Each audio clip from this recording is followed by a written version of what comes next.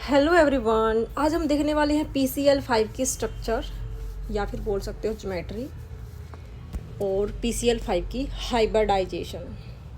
PCl5 है जो उसकी हाइब्रिडाइजेशन होती है sp3। कैसे होती है sp3? चलो देखते हैं। सबसे पहले हमें जो फॉस्फोरस है उसका एटॉमिक नंबर और इलेक्ट्रॉनिक कॉन्फ़िगरेशन के बारे में पता होना चाहिए। तो फॉस्फोरस का एटॉमिक नंबर 15 है। इसकी इलेक्ट्रॉनिक कॉन्फ़िगरेशन क्या है?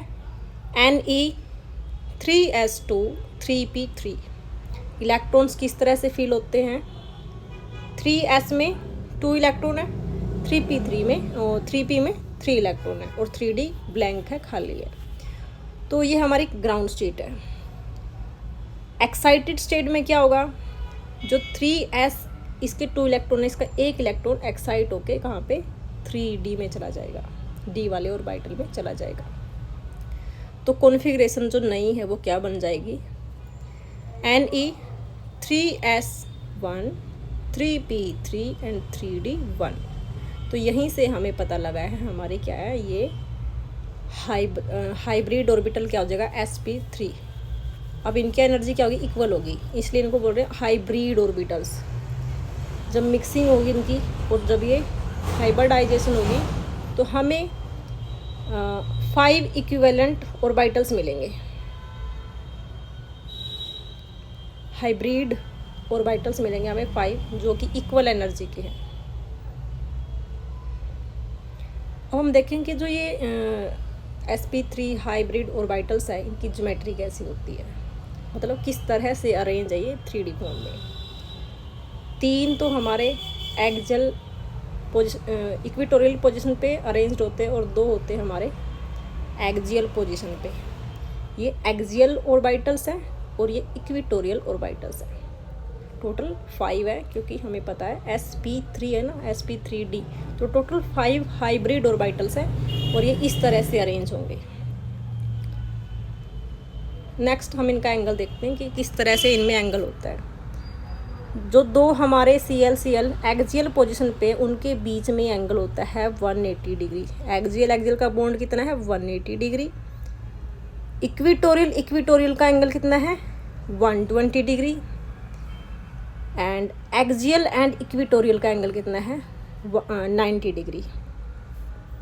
और जो हमारा सेंटर में है उसकी हाइब्रिडाइजेशन क्या है? sp3d हाइब्रिडाइज्ड एटम है ये। इसकी मोलिकुलर शेप क्या है? ट्राइगोनल बाई पिरामिडल शेप है इसकी।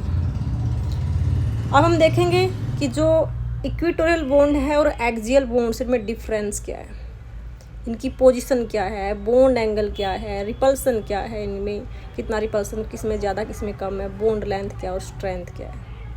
जो इक्वेटोरियल बॉन्ड है हमारे कितने? 3। ये इक्वेटोरियल है 1 2 3। देखो इक्वेटोरियल बताती हूँ मैं कौन से हैं आपको। ये हमारे हैं इक्वेटोरियल, ये वाला और ये वाला, तीनों क्या है? इक्वेटोरियल है। तो पोजीशन क्या है इनकी? ट्राइगोनल प्लेन के अंदर है। ट्राइंगल बना रहे हैं ना, इसलिए हम इसको बोल रहे हैं ट्राइगोनल प्लेन। और जो हमारे एक्सियल बॉन्ड है उनके नंबर कितने हैं? 2, ऊपर वाला और ये नीचे वाला। और इनकी पोजीशन क्या है? Perpendicular to the plane. Plane मतलब पेपर, मानो आप पेपर के ऊपर है और एक नीचे है।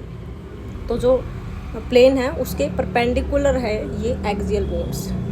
बॉन्ड एंगल कितना है? 120 डिग्री है इक्वेटोरियल में 120 डिग्री।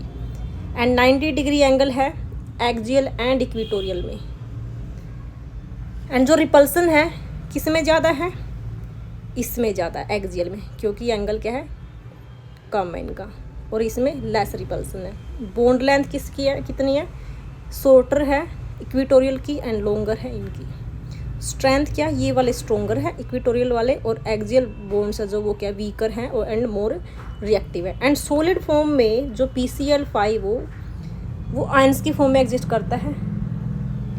PCl5 था ना, PCl4+ और PCl6- में आयंस में सॉलिड फॉर्म में एग्जिस्ट करता है।